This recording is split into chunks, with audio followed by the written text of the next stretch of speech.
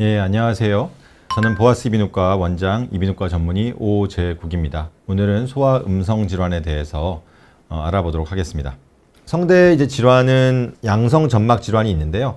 양성 점막 질환은 오용을 하든지 과용을 하든지 남용을 하든지, 아이들은 워낙 말도 많고 소리도 세게 내고 소리 지르는 경우도 많고 하기 때문에 이러한 문제들을 다 가지고 있고, 이러한 문제들이 결국 제가 말씀드리려고 하는 어떤 병변들의 원인이 되겠습니다.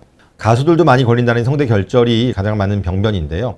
이게 사춘기 이전에는 남자아이들이 소리를 많이 지르고, 그 다음에 가장 많이 하는 치료는 음성 치료입니다.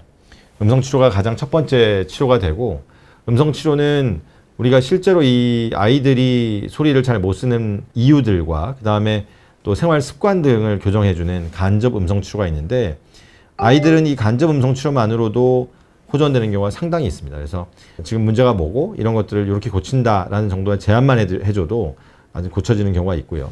그 다음에 직접 음성 치료라고 하는 것은 아이가 대개는 자기만의 어떤 음성 습관이 있는데, 이 잘못된 음성 습관을 쓰는 경우 보통은 한 세션에 30분 정도를 투자를 해서 아이들의 발성 습관 자체를 바꿔주는 치료입니다.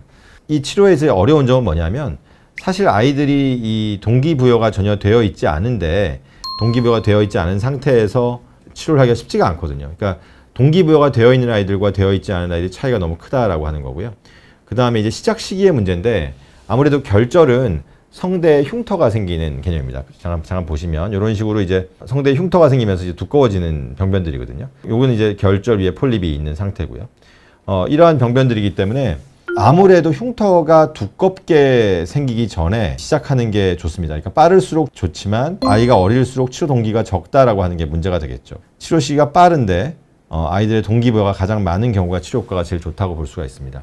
이 치료 횟수도 중요한데, 습관이 바뀐다고 하는 건 보통 3개월 정도가 걸립니다. 그러니까 3개월 정도의 치료를 하는 경우를 일반적으로 많이 권유하고요. 또 하나의 연구들은 보통 8회 정도를 하는 연구들이 있는데, 7회 이상 치료를 받은 경우에는 70% 이상이 호전되고, 2회 이상 치료를 받은 경우는 17%밖에 호전이 안 되기 때문에 이 음성 치료는 일정 횟수를 넘겨줘야 치료 효과가 있다. 그게 왜 그러냐면 결국 습관을 바꾸는 거기 때문에, 사실 한두 번의 치료로는 습관을 바꾸기 어렵기 때문입니다.